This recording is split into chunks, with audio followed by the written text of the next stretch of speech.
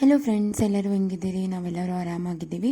ಇವತ್ತು ಬೆಳಿಗ್ಗೆ ಎದ್ದ ತಕ್ಷಣ ಫುಲ್ ಹಕ್ಕಿಗಳು ಚಿಲಿಪಿಲಿ ಸಿಕ್ಕಾಪಟ್ಟೆನೇ ಕೇಳ್ತಾ ಇತ್ತು. ಎಷ್ಟು ಚೆನ್ನಾಗಿರ್ತಿತ್ತು ಕೇಳೋದಕ್ಕೆ. ಸೊ ಅದು ಒಂದು ಇರಲಿ ಅಂತ ಹೇಳ್ಬಿಟ್ಟು ಒಂದು ಕ್ಲಿಪ್ಪನ್ನು ರೆಕಾರ್ಡ್ ಮಾಡ್ಕೊಂಡಿದ್ದೆ.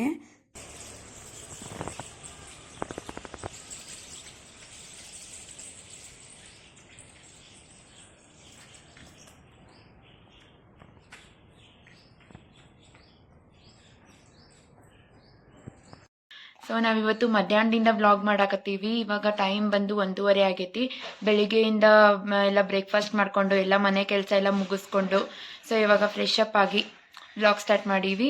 ಇವಾಗ ನಾವು ಮಧ್ಯಾಹ್ನ ರೊಟ್ಟಿ ಮಾಡಬೇಕು.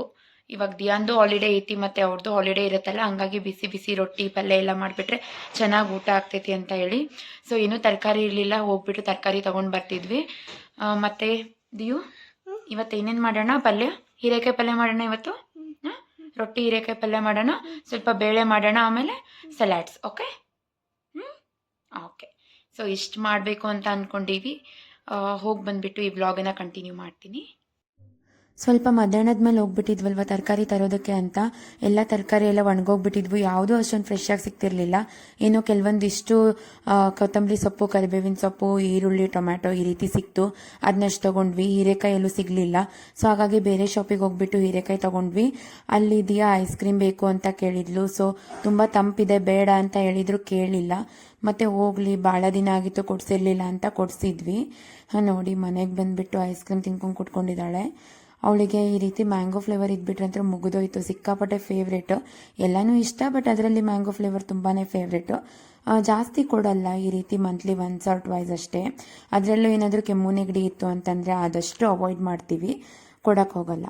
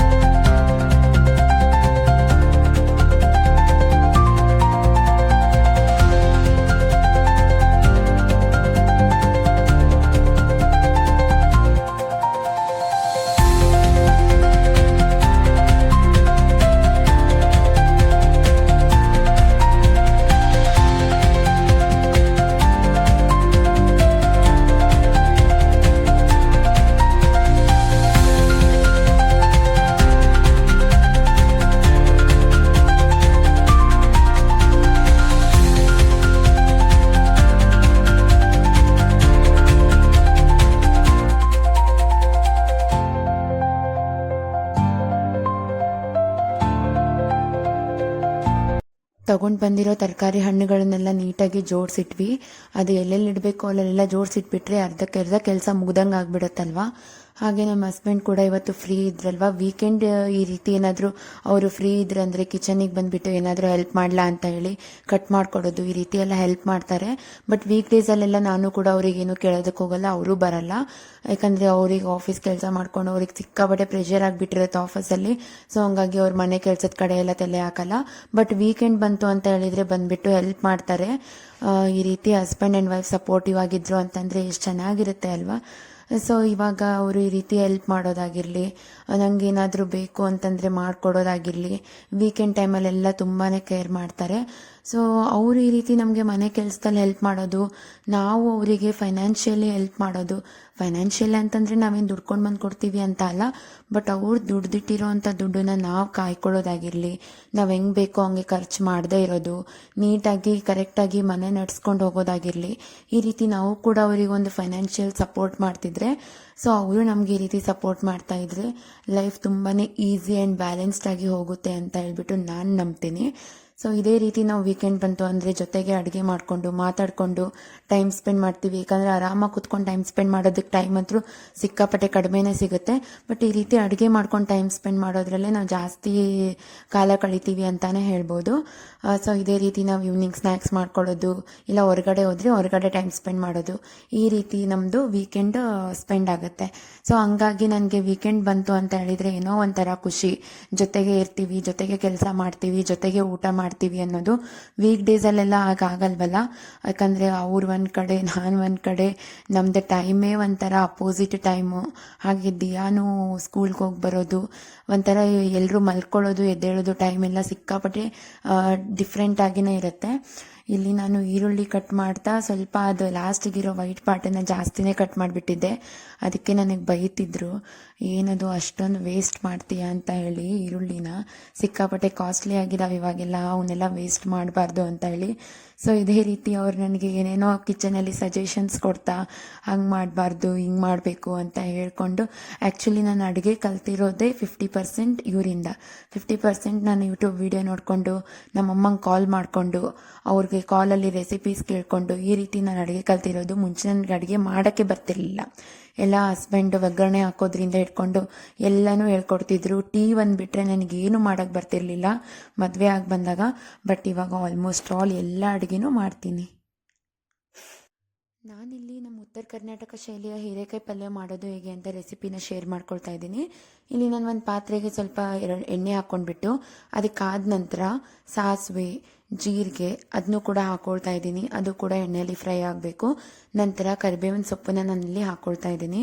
ಕರಿಬೇವಿನ ಸೊಪ್ಪು ಹಾಕೊಂಡ ತಕ್ಷಣ ಒಂದು ಮೀಡಿಯಮ್ ಸೈಜ್ ಈರುಳ್ಳಿ, ತೀರಾ ಚಿಕ್ಕನೂ ಅಲ್ಲ ತೀರಾ ದಪ್ಪನೂ ಅಲ್ಲ, ಆ ರೀತಿ ಕಟ್ ಮಾಡ್ಕೊಂಡ್ಬಿಟ್ಟು ಸೇರಿಸ್ಕೋಬೇಕಾಗತ್ತೆ. ಇದು ಚೆನ್ನಾಗಿ ಬೇಯಬೇಕು. ಸ್ವಲ್ಪ ಟ್ರಾನ್ಸ್ಪರೆಂಟ್ ಆದ ನಂತರ ಒಂದು ಅರ್ಧ ಸ್ಪೂನ್ ಆಗುವಷ್ಟು ಹಸಿ ಖಾರನ ಇಲ್ಲಿ ಹಾಕ್ಕೊಳ್ತಾ ಇದ್ದೀನಿ. ಹಸಿ ಖಾರ ನಿಮಗೆ ಜಾಸ್ತಿ ಬೇಕು ಅಂದರೆ ಜಾಸ್ತಿ ಕೂಡ ಹಾಕ್ಕೊಳ್ಬೋದು. ಹಾಗೆ 2 ಹೀರೆಕಾಯಿನ ನಾನು ಇಲ್ಲಿ ತೊಗೊಂಡಿದ್ದೀನಿ. ಅದು ಚೆನ್ನಾಗಿ ಸಿಪ್ಪೆ ತೆಗೆದುಬಿಟ್ಟು ತೊಳೆದು ಸಣ್ಣದಾಗಿ ಕಟ್ ಮಾಡ್ಕೊಂಡಿದ್ದೀನಿ. ನೋಡಿ ಯಾವ ರೀತಿ ಯಾವ ಸೈಜಲ್ಲಿ ಕಟ್ ಮಾಡ್ಕೊಂಡಿದ್ದೀನಿ ಅಂತ. ಅದನ್ನು ಚೆನ್ನಾಗಿ ಕಲಿಸ್ಕೊಂಡ್ಬಿಟ್ಟು ಸ್ವಲ್ಪ ಹೊತ್ತು ಮುಚ್ಚಿಡಬೇಕು, ಒಂದು 2 ನಿಮಿಷದಷ್ಟು. ನಂತರ ಇದು ಬೇಗ ಬೇಯಬೇಕು ಅಂತ ಅಂದರೆ ಒಂದು 2 ಸ್ಪೂನ್ ಆಗೋಷ್ಟು ನಾನಿಲ್ಲಿ ಉಪ್ಪನ್ನು ಬೆರೆಸ್ಕೊಳ್ತಾ ಇದ್ದೀನಿ. ರುಚಿಗೆ ಎಷ್ಟು ಬೇಕೋ ಅಷ್ಟು ಹಾಕ್ಕೊಳ್ಳಿ. ಹಾಗೆ ಅದನ್ನು ಕೂಡ ಚೆನ್ನಾಗಿ ಎಲ್ಲ ಮಿಕ್ಸ್ ಆಗೋ ರೀತಿ ಕಲಿಸ್ಕೋಬೇಕಾಗುತ್ತೆ. ಉಪ್ಪು ಹಾಕೋದ್ರಿಂದ ಬೇಗನೆ ಬೆಂದೋಗುತ್ತೆ, ಬೇಗ ಅಡುಗೆ ಆಗುತ್ತೆ. ಹಾಗಾಗಿ ಉಪ್ಪನ್ನು ಹಾಕ್ಕೊಳ್ಳೋದು. ನಂತರ ಇದನ್ನು ಒಂದು 5 ನಿಮಿಷ ಮುಚ್ಚಿಡ್ತೀನಿ. ನೋಡಿ, ಇದು 5 ನಿಮಿಷ ಮುಚ್ಚಿಟ್ಟಾದ್ಮೇಲೆ ಅರ್ಧ ಬೆಂದೋಗ್ಬಿಟ್ಟಿರುತ್ತೆ. ಜಾಸ್ತಿ ಹೊತ್ತು ಟೈಮ್ ತಗೊಳ್ಳೋದಿಲ್ಲ ಇದು ಬೇಯೋದಕ್ಕೆ, ಆಲ್ಮೋಸ್ಟ್ ಸಾಫ್ಟ್ ಆಗಿರುತ್ತೆ. ನಂತರ ಇದಕ್ಕೆ ಒಂದು ಅರ್ಧ ಸ್ಪೂನ್ ಆಗೋಷ್ಟು ಅರಿಶಿನ ಪುಡಿ, ಹಾಗೆ 1 ಸ್ಪೂನ್ ಆಗೋಷ್ಟು ಗರಂ ಮಸಾಲ ಪುಡಿ, ಇದನ್ನು ಕೂಡ ನಾನು ಇದಕ್ಕೆ ಸೇರಿಸ್ಕೊಂಡ್ಬಿಟ್ಟು ಚೆನ್ನಾಗಿ ಕಲಿಸ್ಕೊಳ್ತೀನಿ. ಇದನ್ನು ನಾನು ನೀರು ಹಾಕೋಕ್ಕಿಂತ ಮುಂಚೆನೇ ನಾವು ಇದನ್ನೆಲ್ಲ ಹಾಕೊಂಡ್ಬಿಟ್ಟು ಕಲಿಸ್ಕೋಬೇಕಾಗತ್ತೆ. ನೀರು ನಾನು ಕೊನೆದಾಗ ಆ್ಯಡ್ ಮಾಡ್ಕೊಳ್ತೀನಿ. ಹಾಗೆ ನಾನಿಲ್ಲಿ ಶೇಂಗಾ, ಎಳ್ಳು, ಆಮೇಲೆ ಗುರೆಳ್ಳು, ಇವು 3 ಕೂಡ ಫ್ರೈ ಮಾಡಿ ಪೌಡ್ರ್ ಮಾಡಿ ಇಟ್ಕೊಂಡಿರ್ತೀನಿ. ಆ ಪೌಡರ್ ಕೂಡ ನಾನು ಎಲ್ಲ ಪಲ್ಯಗಳಿಗೂ ಕೂಡ ಸೇರಿಸ್ಕೊಳ್ತೀನಿ. ಹಾಗೆ ನಾನು ಹೀರೆಕಾಯಿ ಪಲ್ಯಗೂ ಕೂಡ ಅದನ್ನು 1.5 ಸ್ಪೂನ್ ಆಗೋಷ್ಟು ಪೌಡರ್ನ ನಾನು ಇದಕ್ಕೆ ಸೇರಿಸ್ಕೊಂಡೆ. ಅದನ್ನು ಕೂಡ ಎಲ್ಲದ್ರ ಜೊತೆ ಮಿಕ್ಸ್ ಆಗೋ ರೀತಿ ನಾವು ಫ್ರೈ ಮಾಡ್ಕೋಬೇಕಾಗತ್ತೆ. ಎಲ್ಲ ಚೆನ್ನಾಗಿ ಕಲಿಸ್ಕೊಂಡಾದ್ಮೇಲೆ ಮುಚ್ಚಿಟ್ಟು ಒಂದು 2 ನಿಮಿಷ ಮತ್ತೆ ಬೇಯಿಸ್ಕೊಂಡ್ಬಿಡ್ತೀನಿ. ಸೊ ದಟ್ ಅದು ಚೆನ್ನಾಗಿ ಬೇಯುತ್ತೆ. ಸೊ ಪಲ್ಯ ಕೂಡ ರೆಡಿ ಆಗಿಬಿಡುತ್ತೆ. ಕೊನೆಗೆ ನಾನು 1 ಇಡಿ ಆಗೋಷ್ಟು ಕೊತ್ತಂಬರಿ ಸೊಪ್ಪನ್ನು ಕಟ್ ಮಾಡ್ಕೊಂಡ್ಬಿಟ್ಟು ಹಾಕ್ಕೊಳ್ತಾ ಇದ್ದೀನಿ. ಇದನ್ನು ಕೊನೆಗೆ ಹಾಕ್ಕೊಳ್ಬೇಕಾಗತ್ತೆ, ಯಾಕಂದರೆ ಮೊದಲೇ ಹಾಕ್ಕೊಂಡ್ರೆ ಅದು ತೀರಾ ಬೆಂದೋಗ್ಬಿಡುತ್ತೆ, ಆವಾಗ ರುಚಿ ಅಷ್ಟೊಂದು ಚೆನ್ನಾಗಿ ಬರಲ್ಲ. ಹಾಗಾಗಿ ಕೊತ್ತಂಬರಿ ಸೊಪ್ಪನ್ನು ನಾನು ಕೊನೆಗೆ ಆ್ಯಡ್ ಮಾಡ್ಕೊಳ್ತೀನಿ. ಅದನ್ನು ಕೂಡ ಚೆನ್ನಾಗಿ ಪಲ್ಯ ಜೊತೆ ಎಲ್ಲ ಮಿಕ್ಸ್ ಆಗೋ ರೀತಿ ಕಲಿಸ್ಕೊಂಡ್ಬಿಟ್ಟು ಕೊನೆಗೆ ನಾನು ಸ್ವಲ್ಪ ಎಷ್ಟು ಬೇಕೋ ಅಷ್ಟು ಕನ್ಸಿಸ್ಟೆನ್ಸಿ ನೋಡಿಕೊಂಡು ನೀರನ್ನು ಆ್ಯಡ್ ಮಾಡ್ಕೊಳ್ತೀವಿ. ನಾನೇನು ಹಸಿ ಖಾರ ರುಬ್ಕೊಂಡಿದ್ನಲ್ವ, ಅದೇ ಮಿಕ್ಸಿಗೆ ಸ್ವಲ್ಪ ನೀರು ಹಾಕ್ಬಿಟ್ಟು ಅದನ್ನೇ ನಾನು ಇಲ್ಲಿ ರಿನ್ಸ್ ಮಾಡ್ಕೊಂಡ್ಬಿಟ್ಟು ಹಾಕ್ಕೊಳ್ತಾ ಇದ್ದೀನಿ. ಸೊ ನನಗೆ ಎಷ್ಟು ಬೇಕೋ ಅಷ್ಟು ನೀರು ನೋಡ್ಕೊಂಡ್ಬಿಟ್ಟು ನಾನಿಲ್ಲಿ ಹಾಕ್ಕೊಂಡು ಮತ್ತೆ ಒಂದು 2 ನಿಮಿಷ ಮುಚ್ಚಿಟ್ಬಿಟ್ಟು ಕುದಿಸ್ತೀನಿ. ಈ ರೀತಿ ಮಾಡಿಬಿಟ್ರೆ ಪಲ್ಯ ರೆಡಿಯಾಗಿ ಹೋಗ್ಬಿಡುತ್ತೆ. ಕೊನೆಗೆ ನೀರು ಹಾಕಬೇಕು, ಮೊದಲೇ ನೀರು ಹಾಕ್ಬಿಟ್ರೆ ಅಷ್ಟೊಂದು ಟೇಸ್ಟ್ ಬರಲ್ಲ. ಸೊ ಎಲ್ಲ ಪದಾರ್ಥಗಳನ್ನು ನೀವು ಸೇರಿಸ್ಕೊಂಡ್ಮೇಲೆ ನೀವು ನೀರನ್ನು ಹಾಕ್ಕೊಂಡ್ಬಿಟ್ಟು ಮುಚ್ಚಿಟ್ಕೊಂಡು ಒಂದು 2 ನಿಮಿಷ ಬೇಯಿಸ್ಕೊಳ್ಳಿ. ಆಗ ನೋಡಿ ಎಷ್ಟು ಚೆನ್ನಾಗಿ ಹೀರೆಕಾಯಿ ಪಲ್ಯ ರೆಡಿ ಆಗಿಬಿಡುತ್ತೆ. ಇದು ರೆಡಿ ಆಯಿತು. ಇವಾಗ ನಾನು ಕಟ್ಟೆ ಎಲ್ಲ ನೀಟಾಗಿ ಕ್ಲೀನ್ ಮಾಡ್ಕೊಂಡ್ಬಿಟ್ಟು ರೊಟ್ಟಿ ಮಾಡೋದಕ್ಕೆ ನಾನು ರೆಡಿ ಮಾಡ್ಕೊಳ್ತಾ ಇದ್ದೀನಿ. ಕಟ್ಟೆ ಎಲ್ಲ ಪೂರ್ತಿಯಾಗಿ ಕ್ಲೀನ್ ಮಾಡ್ಕೊಳ್ತೀನಿ, ಯಾಕಂದರೆ ಜೋಳದ ರೊಟ್ಟಿನ ನಾವು ಮಣಿ ಮೇಲೆ ಅದು ಮಾಡೋದಕ್ಕೆ ಬರೋದಿಲ್ಲ, ಕಂಫರ್ಟೇಬಲ್ ಆಗೋದಿಲ್ಲ. ಹಾಗಾಗಿ ಕಟ್ಟೆ ಮೇಲೆ ಮಾಡಿದ್ರೇ ಅದು ಕಂಫರ್ಟೇಬಲ್ ಆಗಿ ಚೆನ್ನಾಗಿ ರೊಟ್ಟಿ ತೆಳುವಾಗಿ ಮಾಡ್ಬೋದು. ಇಲ್ಲ ಅಂತಂದರೆ ನಾವು ಮಣಿ ಮೇಲೆ ಮಾಡೋಕ್ಕೆ ಹೋದರೆ ತೀರಾ ದಪ್ಪ ರೊಟ್ಟೆಗಳಾಗುತ್ತೆ, ಹಾಗೆ ಚೆನ್ನಾಗಿ ಬರೋದಿಲ್ಲ ರೊಟ್ಟೆ ಮಾಡೋದಕ್ಕೆ. ಹಾಗಾಗಿ ನಾನು ಇಲ್ಲಿ ಎಲ್ಲ ಕಟ್ಟೆ ಎಲ್ಲ ಕ್ಲೀನ್ ಮಾಡ್ಕೊಂಡ್ಬಿಟ್ಟು ನಂತರ ಒಂದು ಪಾತ್ರೆಗೆ 2 ಕಪ್ ಆಗೋಷ್ಟು ನೀರನ್ನು ನಾನು ಕುದಿಸ್ತಾ ಇದ್ದೀನಿ. ಯಾಕಂತಂದರೆ ನಾವು ಜೋಳದ ರೊಟ್ಟಿಗೆ ಜಿಗಿ ಹಾಕ್ಕೋಬೇಕಾಗತ್ತೆ. ಹಿಟ್ಟು ಜಿಗಿ ಇರೋದಿಲ್ಲ, ಚಪಾತಿ ಹಿಟ್ಟು ಥರ ಇರೋದಿಲ್ಲ. ಹಾಗಾಗಿ ನಾವಿಲ್ಲಿ ಬಿಸಿ ಅಂದರೆ ಕುದ್ದಿರೋ ಅಂಥ ನೀರನ್ನು ಇದಕ್ಕೆ ಆ್ಯಡ್ ಮಾಡ್ಕೊಳ್ತೀವಿ. ನೋಡಿ, ಇಲ್ಲಿ ನಾನು ಒಂದು 3 ಕಪ್ ಆಗೋಷ್ಟು ಗೋಧಿ ಹಿಟ್ಟನ್ನ ತೊಗೊಂಡಿದ್ದೀನಿ. ಅದಕ್ಕೆ ನಾನು ಸ್ವಲ್ಪ ಎಷ್ಟು ಬೇಕೋ ಅಷ್ಟು ಕನ್ಸಿಸ್ಟೆನ್ಸಿ ನೋಡ್ಕೊಂಡ್ಬಿಟ್ಟು ನನಗೆ ಹಿಟ್ಟು ಹೆಂಗೆ ಬೇಕು ಅದನ್ನೆಲ್ಲ ನಾನು ನೋಡ್ಕೊಂಡ್ಬಿಟ್ಟು ಬಿಸಿ ನೀರನ್ನು ಆ್ಯಡ್ ಮಾಡ್ಕೊಳ್ತೀನಿ. ಇವಾಗ ಜೋಳದ ರೊಟ್ಟಿ ಏನಕ್ಕೆ ಶ್ರೇಷ್ಠ ಅಂತಂದರೆ ಇದರಲ್ಲಿ ಗ್ಲೂಟೆನ್ ಇರೋದಿಲ್ಲ. ಓಕೆ, ಚಪಾತಿ ಹಿಟ್ಟಂದರೆ ಗೋಧಿ ಹಿಟ್ಟಲ್ಲಿ ಸಿಕ್ಕಾಪಟ್ಟೆ ಗ್ಲೂಟೆನ್ ಇರೋದಕ್ಕೆ ಅದು ಹೆಲ್ತಿಗೆ ಅಷ್ಟೊಂದು ಒಳ್ಳೆಯದಲ್ಲ ಅಂತ ಹೇಳ್ತಾರೆ. ಹಾಗಾಗಿ ಜೋಳದ ರೊಟ್ಟಿ ಜಾಸ್ತಿ ತಿನ್ನೋದ್ರಿಂದ ಇದು ಗ್ಲೂಟೆನ್ ಫ್ರೀ ಆಗಿರುತ್ತೆ, ಹಾಗೆ ಆರೋಗ್ಯಕ್ಕೂ ಕೂಡ ತುಂಬಾ ಒಳ್ಳೆಯದು ಅಂತ ಹೇಳ್ತಾರೆ. ಅದಕ್ಕೆ ನೋಡ್ಬೋದು ನಮ್ಮ ಉತ್ತರ ಕರ್ನಾಟಕ ಸೈಡೆಲ್ಲ ಹಳ್ಳಿಗಳಲ್ಲಿ 80-90 ಇಯರ್ಸ್ ಆದ್ರೂ ಹೊಲದಲ್ಲಿ ಹೋಗ್ಬಿಟ್ಟು ಕೆಲಸ ಮಾಡ್ತಾರೆ. ಇವನ್ ನನ್ನ ಹಸ್ಬೆಂಡ್ ಊರಲ್ಲೂ ಅಷ್ಟೇ 3 ಹೊತ್ತು ಜೋಳದ ರೊಟ್ಟಿನೇ ತಿನ್ನೋದು ಅವರು. ಚಪಾತಿ ಮಾಡಿದರೆ, ಟಿಫನ್ ಎಲ್ಲ ಮಾಡಿದರೆ, ಅವಲಕ್ಕಿ ಉಪ್ಪಿಟ್ಟು ಈ ರೀತಿ ಎಲ್ಲ ಅವರು ಹುಣ್ಣಿಮೆಗೊಮ್ಮೆ ಅಮಾವಾಸ್ಯೆಗೊಮ್ಮೆ ಅಂತಾನೆ ಮಾಡೋದು. ಯೂಶ್ವಲಿ ಅಲ್ಲೆಲ್ಲ 3 ಹೊತ್ತು ಜೋಳದ ರೊಟ್ಟಿನೇ ಊಟ. ಸೊ ಹಂಗಾಗಿನೇ ಅವ್ರದ್ದು ಹೆಲ್ತ್ ಸೀಕ್ರೆಟ್ ಅಂತಂದರೆ ಏನಿಲ್ಲ, ಚೆನ್ನಾಗಿ ಕೆಲಸ ಮಾಡ್ತಾರೆ, ಜೋಳದ ರೊಟ್ಟಿ ತಿಂತಾರೆ, ಅದೇ ಒಂದು ಹೆಲ್ತ್ ಸೀಕ್ರೆಟ್ ಅವ್ರದ್ದು ಅಂತಲೇ ಹೇಳ್ಬೋದು. ಇವಾಗ ನೋಡ್ಬೋದು ನೀವು ಯಾವ ರೀತಿ ಇದನ್ನು ಕಲಿಸ್ಕೊಳ್ತಾ ಇದ್ದೀವಿ ಅಂತ. ಬಿಸಿನೀರೆಲ್ಲ ಒಂದು ಸ್ವಲ್ಪ ಜಿಗಿ ಬರೋವರೆಗೂ ಬಿಸಿನೀರು ಹಾಕ್ಕೊಳ್ತೀನಿ. ನಂತರ ಒಂದು ಸ್ವಲ್ಪ ತಣ್ಣೀರನ್ನು ನಾನು ಇದಕ್ಕೆ ಆ್ಯಡ್ ಮಾಡ್ಕೊಳ್ತೀನಿ. ಯಾಕಂದರೆ ತೀರಾ ಪೂರ್ತಿಯಾಗಿ ಕಲಿಸ್ಕೊಳ್ಳೋದಕ್ಕೆ ಬಿಸಿನೀರೇ ಹಾಕ್ಕೊಂಡ್ಬಿಟ್ರೆ ರೊಟ್ಟಿ ತಟ್ಟೋದಕ್ಕೆ ಬರಲ್ಲ. ಅವಾಗ ಮತ್ತೆ ನಾವು ಲಟ್ಟಿಸ್ಬೇಕಾಗತ್ತೆ ರೊಟ್ಟಿನ. ಅದಕ್ಕೋಸ್ಕರ ಏನು ಮಾಡ್ತೀನಿ, ಸ್ವಲ್ಪ ತಣ್ಣೀರು ಹಾಕ್ಕೊಳ್ತೀನಿ. ಯಾಕಂದರೆ ತಟ್ಟೋಗಿ ಬರೋ ಹಂಗಿರಬೇಕು ರೊಟ್ಟಿ. ಆಮೇಲೆ ಇದನ್ನು ಹಿಟ್ಟು ನಾದ್ಕೋಬೇಕಾದ್ರೂ ಅಷ್ಟೇ ಪೂರ್ತಿಯಾಗಿ ಒತ್ತಿ ಒತ್ತಿ ಒತ್ತಿ ಅದನ್ನು ನಾದ್ಕೊಳ್ಬೇಕಾಗತ್ತೆ. ಯಾಕಂದರೆ ಪೂರ್ತಿಯಾಗಿ ನಿಮಗೆ ಬಡಿಯೋದಕ್ಕೆ ಬರಬೇಕು, ರೊಟ್ಟಿ ಹರಿಬಾರ್ದು, ಹಾಗೆ ತುದಿ ಸೀಳಬಾರ್ದು ಅಂತ ಅಂದರೆ ಈ ರೀತಿ ಫುಲ್ಲಾಗಿ ಪ್ರೆಸ್ ಹಾಕಿ ಫುಲ್ ಪ್ರೆಷರ್ ಹಾಕ್ಬಿಟ್ಟು ಅದು ಹಿಟ್ಟನ್ನು ನಾದ್ಕೊಳ್ಬೇಕಾಗತ್ತೆ. ನೋಡಿ ಈ ರೀತಿ ತೋರಿಸ್ತಿದ್ದೀನಲ್ವ ಯಾವ ರೀತಿ ನಾದ್ಕೋಬೇಕು ಅಂತ. ಫುಲ್ ಅದನ್ನು ಹಿಟ್ಟನ್ನು ನಾದ್ಕೊಂಡು ನಂತರ ನಾನೇನು ಮಾಡ್ತೀನಿ ಅಂತ ಅಂದರೆ ಉಳ್ಳಿ ಮಾಡಿಬಿಟ್ಟು ಇಟ್ಕೊಳ್ತೀನಿ. ಫುಲ್ ರೋಲ್ಸ್ ಮಾಡಿ ಇಟ್ಕೊಳ್ತೀನಿ. ಸೊ ದ್ಯಾಟ್ ನನಗೆ ಎಷ್ಟು ರೊಟ್ಟಿ ಆಗುತ್ತೆ ಅಂತ ಹೇಳ್ಬಿಟ್ಟು ನನಗೊಂದು ಅಂದಾಜು ಸಿಗುತ್ತೆ. ನೋಡಿ ಈ ರೀತಿ ಫುಲ್ ಪ್ರೆಸ್ ಮಾಡೋದ್ರಿಂದ ರೊಟ್ಟಿ ಹರಿಯೋದಿಲ್ಲ ಮಾಡಬೇಕಾದ್ರೆ. ಇಲ್ಲ ಅಂತಂದರೆ ಏನಾಗ್ಬಿಡುತ್ತೆ, ತುದಿ ಎಲ್ಲ ಸೀಳ್ಕೊಂಡು ಹೋಗೋದು, ಆ ರೀತಿ ಎಲ್ಲ ಆಗುತ್ತೆ. ಇವಾಗ ನಾನು ಇದನ್ನು ಒಂದೊಂದಾಗಿ ರೋಲ್ಸ್ ಮಾಡಿ ಇಟ್ಕೊಳ್ತೀನಿ. ಇವಾಗ ನಾನು ತೊಗೊಂಡಿರೋ 3 ಕಪ್ ಹಿಟ್ಟಿಗೆ ಒಂದು 12-13 ರೊಟ್ಟಿ ಆಗ್ಬೋದು ಅಂತ ಅಂದ್ಕೊಳ್ತೀನಿ. ಓಕೆ, ಈ ರೀತಿ ನಾನು ರೋಲ್ಸ್ ಮಾಡಿ ಇಟ್ಕೊಂಡು ಬಿಡ್ತೀನಿ. ಇಲ್ಲಿ ನೋಡ್ತಿರ್ಬೋದು ನೀವು ಒಂದು 12 ರೊಟ್ಟಿ ಆಗಿದ್ದಾವೆ 3 ಕಪ್ ಹಿಟ್ಟಲ್ಲಿ. ಸೊ ನಾನು ಈ ರೀತಿ ಉಳ್ಳೆಗಳನ್ನೆಲ್ಲ ಮಾಡ್ಕೊಂಡು ಇಟ್ಕೊಂಡ್ಬಿಟ್ರೆ ಬೇಗ ಬೇಗ ರೊಟ್ಟಿ ಬಡ್ಕೊಂಡು ಬಿಡ್ಬೋದು. ಸೊ ನಾನು ಇವಾಗ ಒಂದು ಉಳ್ಳೆ ತೊಗೊಂಡ್ಬಿಟ್ಟು ಅದಕ್ಕೆ ಗಟ್ಟಿ ನಾದ್ಕೊಂಡಿರ್ತೀನಿ ಹಿಟ್ಟು. ಓಕೆನಾ, ಅಷ್ಟೊಂದು ನಾನು ಮೆತ್ತಗೆ ನಾದ್ಕೊಂಡಿರಲ್ಲ. ಯಾಕಂದರೆ ಅದು ಹಿಟ್ಟು ಅರಳ್ತು ಅಂತಂದರೆ ಮುಂದೆ ನಾನು ಲಾಸ್ಟಿಗೆ ಉಳಿದಿರೋ ಅಂಥ ರೊಟ್ಟಿಗಳು ಹರ್ಕೊಂಡು ಹೋಗ್ಬಿಡುತ್ತೆ, ಮಾಡೋದಕ್ಕೆ ಬರಲ್ಲ. ಹಾಗಾಗಿ ಇವಾಗ ನೋಡಿ ಮಾಡೋಬೇಕಾದ್ರೆ ನಾನು ಇನ್ನೊಂದು ಸ್ವಲ್ಪ ನೀರು ಹಾಕ್ಕೊಂಡು ಅದನ್ನ ನಾದ್ಕೊಂಡ್ಬಿಟ್ಟು ಚೆನ್ನಾಗಿ ನಾದ್ಕೊಳ್ತೀನಿ. ಆ ರೀತಿ ನಾದ್ಕೊಂಡ್ಬಿಟ್ಟು ನಾನು ರೊಟ್ಟಿ ಬಡಿಯೋದಕ್ಕೆ ಸ್ಟಾರ್ಟ್ ಮಾಡ್ತೀನಿ. ಓಕೆನಾ, ಈ ರೀತಿ ನೀವು ಮಾಡಿಕೊಂಡು ರೊಟ್ಟಿ ಮಾಡೋದ್ರಿಂದ ರೊಟ್ಟಿ ಹರಿಯೋದು ಇಲ್ಲ, ಚೆನ್ನಾಗಿ ಸಾಫ್ಟಾಗಿರೋಂಥ ರೊಟ್ಟಿಗಳನ್ನು ನೀವು ಮಾಡ್ಕೋಬೋದು. ನಾನು ಈ ರೀತಿ ನೋಡಿ ಮತ್ತೊಂದು ಸಾರಿ ನೀರು ಹಾಕಿ ಸ್ವಲ್ಪ ಸಾಫ್ಟಾಗಿ ನಾದ್ಕೊಳ್ತೀನಿ. ನಾದ್ಕೊಂಡ್ಬಿಟ್ಟು ಜೋಳದ ಹಿಟ್ಟನ್ನು ಹಾಕ್ಕೊಳ್ತೀನಿ. ಏನು ನೆಲಕ್ಕೆ ಅದು ಕಟ್ಟೆಗೆಲ್ಲ ಅಂಟ್ಕೋಬಾರ್ದಲ್ವಾ, ಕಟ್ಟೆಗೆ ಅಂಟ್ಕೋಬಾರ್ದು ಅಂತ ಹೇಳಿ ಜೋಳದ ರೊಟ್ಟೆ ಹಾಕ್ಬಿಟ್ಟು ಈ ರೀತಿ ಬಡಿಬೇಕು. ಬಡ್ಕೊಂಡು ಹೋದಂಗೆಲ್ಲ ರೊಟ್ಟೆ ಕೂಡ ಚೆನ್ನಾಗಿ ಬರುತ್ತೆ.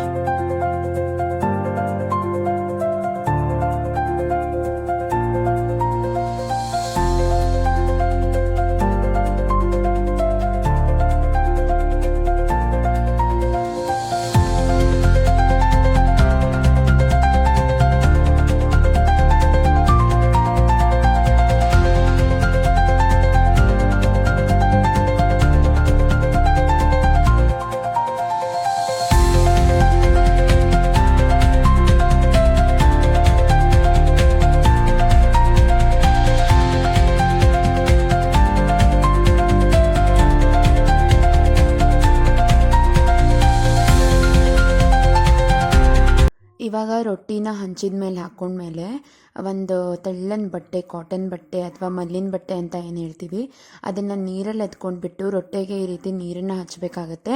ನೀರು ಹಚ್ಚಿ ಒಂದೇ 1 ನಿಮಿಷ ಬಿಟ್ಟು ಅದು ಸ್ವಲ್ಪ ನೀರು ಆರಿದ ತಕ್ಷಣ ರೊಟ್ಟಿನ ವಾಪಸ್ ಟರ್ನ್ ಮಾಡಿ ಹಾಕ್ಕೊಳ್ಬೇಕಾಗುತ್ತೆ. ಇದು ನೋಡಿ ಸ್ವಲ್ಪ ನೀರೆಲ್ಲ ಆರ್ದಂಗೆ ಆಗುತ್ತೆ. 1 ಮಿನಿಟ್ ವೇಟ್ ಮಾಡಬೇಕು. ಅದು ಫುಲ್ ಡ್ರೈ ಆದಂಗೆ ಅನಿಸುತ್ತೆ. ರೊಟ್ಟೆ ಕೂಡ ಸರಿಯುತ್ತಲ್ವ ಈ ರೀತಿ ನೋಡಿ. ಇವಾಗ ನಾನು ಅದನ್ನ ವಾಪಸ್ ರೊಟೇಟ್ ಮಾಡಿಬಿಟ್ಟು ಹಾಕ್ಕೊಳ್ತೀನಿ. ಉಲ್ಟಾ ಹಾಕ್ಕೊಳ್ಬೇಕಾಗತ್ತೆ. ನೋಡಿ ಈ ರೀತಿ ಇದನ್ನು ಉಲ್ಟಾ ಹಾಕ್ಕೊಳ್ಬೇಕಾಗತ್ತೆ. ಹಾಗೆ ಇದನ್ನು ಕೂಡ ಇದು ಬೇಯಿಸ್ಬಿಟ್ಟು ಮತ್ತೆ ನೆಕ್ಸ್ಟ್ 1 ರೌಂಡ್ ತಿರುವು ಹಾಕಿದ್ಮೇಲೆ ಬಟ್ಟೆ ತಗೊಂಡು ಪ್ರೆಸ್ ಮಾಡಬೇಕು. ನಾನಿಲ್ಲಿ ಯಾವ ರೀತಿ ತೋರಿಸ್ತೀನಿ ಅದೇ ರೀತಿ ನೋಡಿ. ಇವಾಗ ಇನ್ನೊಂದು ಸೈಡ್ ಕೂಡ ಬೆಂದಿದೆ. ಈಗ ಈ ಫ್ಲಿಪ್ ಮಾಡ್ಕೊಂಡ ತಕ್ಷಣ ಒಂದು ಕಾಟನ್ ಬಟ್ಟೆನ ತಗೊಂಡ್ಬಿಟ್ಟು ಈ ರೀತಿ ಒತ್ಕೊಳ್ಬೇಕಾಗತ್ತೆ. ಈ ರೀತಿ ಚೆನ್ನಾಗಿ ಬೇಯಿಸೋದ್ರಿಂದ ಒಳಗಡೆ ಹಸಿ ಉಳಿಯೋದಿಲ್ಲ, ರೊಟ್ಟೆ ಕೂಡ ತುಂಬಾ ಚೆನ್ನಾಗಿ ಬರುತ್ತೆ, ರುಚಿ ಕೂಡ ಆಗಿರುತ್ತೆ.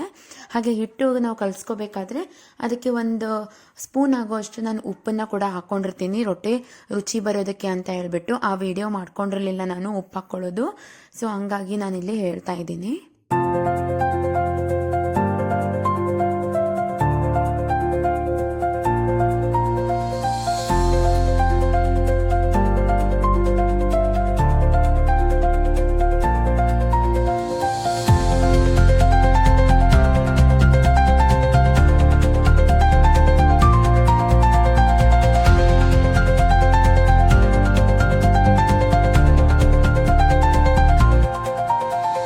ಅಡುಗೆ ಎಲ್ಲ ಮುಗಿಸ್ಕೊಂಡು ನಮ್ಮದು ಎಲ್ಲ ಊಟ ಆಯಿತು. ಊಟ ಆಗಿ ಸ್ವಲ್ಪ ಹೊತ್ತು ಕೂತ್ಕೊಂಡು ಕಿಚನ್ ಎಲ್ಲ ಕ್ಲೀನ್ ಮಾಡಿ ಈವ್ನಿಂಗ್ ಆಯಿತು. ಅದಕ್ಕೆ ನಾವು ದಿಯಾನ್ ಜೊತೆ ಕ್ರಿಕೆಟ್ ಆಡಬೇಕು ಅಂತ ಹೇಳಿ ಆಟ ಆಡ್ತಿದ್ವಿ.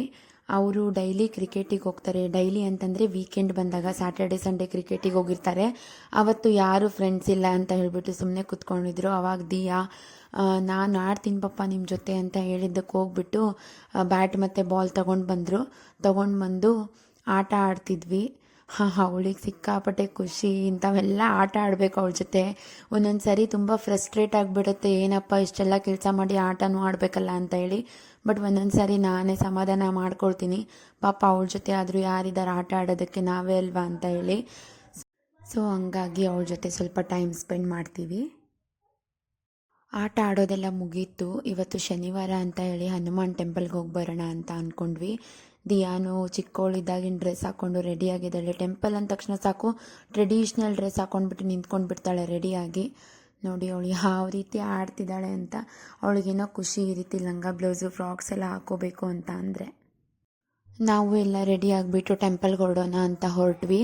ನೋಡಿ ಫೋನ್ ಹಿಡ್ಕೊ ಅಂತ ಕೊಟ್ಟಿದ್ದೀನಿ. ಅವಳು ನಾನು ವೀಡಿಯೋ ಮಾಡ್ತೀನಲ್ವ ಡೈಲಿ, ಅದನ್ನ ನೋಡಿ ಅವಳು ವೀಡಿಯೋ ಮಾಡ್ಕೊಂಡು ಬಂದಿದ್ದಾಳೆ. ನನಗೆ ಗೊತ್ತೇ ಇಲ್ಲ, ಅವಳು ವ್ಲಾಗ್ ಮಾಡಬೇಕು, ಎಲ್ಲನೂ ಶೂಟ್ ಮಾಡಬೇಕು, ಎಲ್ಲ ಕ್ಲಿಪ್ಸ್ ಎಲ್ಲ ತಗೋಬೇಕು ಅಂತ ಅವಳಿಗೆ ಎಷ್ಟು ನಾಲೆಜ್ ಇದೆ ನೋಡಿ ಇವಾಗಲೇ.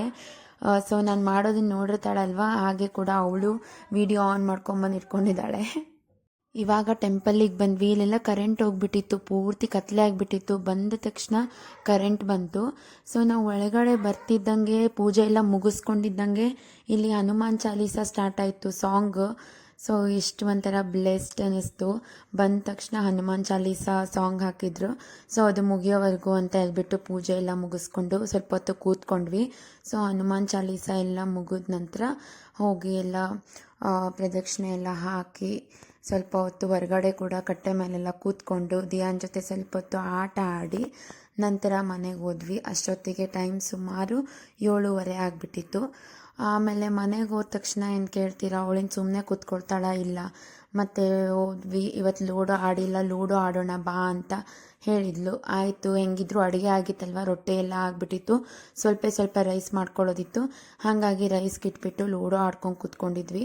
ಅವಳು ಬೇಗ ಮಲಗ್ತಾಳೆ ಅಲ್ವಾ, ಹಂಗಾಗಿ ರೈಸ್ಗಿಟ್ಟು ಲೂಡೋ ಕೂಡ ಆಡಿದ್ವಿ ಅವಳ ಜೊತೆ ಕೂತ್ಕೊಂಡು. ಊಟ ಮಾಡಿಸ್ಬೇಕು ಅಂತ ಅಲ್ಲೇ ಆಟ ಆಡ್ತಿದ್ಲು. ಇಲ್ಲೇ ಊಟ ಮಾಡಿಸ್ಬಿಡ್ತೀನಿ ಅಂತ ತಟ್ಟೆಗೆ ಹಚ್ಕೊಂಡು ಬಂದೆ. ಅವಳು ನಾನೇ ತಿಂತೀನಿ ಅಂತ ಹೇಳ್ಬಿಟ್ಟು ಕೂತ್ಕೊಂಡಿದ್ದಾಳೆ. ಎಲ್ಲ ಒಂದೊಂದು ತುತ್ತು ತಗೊಂಡು ಅವಳು ತಿನ್ಕೊಂಡು ಕೂತ್ಕೊಂಡ್ರೆ ನಾನು ಅವಳ ಜೊತೆ 1-1.5 ಗಂಟೆ ಕೂತ್ಕೊಳ್ಬೇಕು ಅವಳ ಜೊತೆ. ಹಾಗೆ ಆಗ್ಬಿಡುತ್ತೆ ನಂದು. ಇವಾಗ ದಿಯಾಂದು ಊಟ ಆಯಿತು, ನಮ್ಮದು ಊಟ ಆಯಿತು. ದಿಯಾ ಆಲ್ರೆಡಿ ಮಲ್ಕೊಂಡ್ಲು. ಸೊ ಈ ರೀತಿ ಇತ್ತು ನಮ್ಮ ದಿನ. ಮತ್ತು ನಾನು ಈ ವ್ಲಾಗನ್ನು ಇಲ್ಲಿಗೆ ಎಂಡ್ ಮಾಡ್ತಾ ಇದ್ದೀನಿ. ಮತ್ತೆ ಒಂದು ಹೊಸ ವ್ಲಾಗ್ ಒಂದಿಗೆ ಬರ್ತೀವಿ. ಎಲ್ಲರಿಗೂ ಟೇಕ್ ಕೇರ್.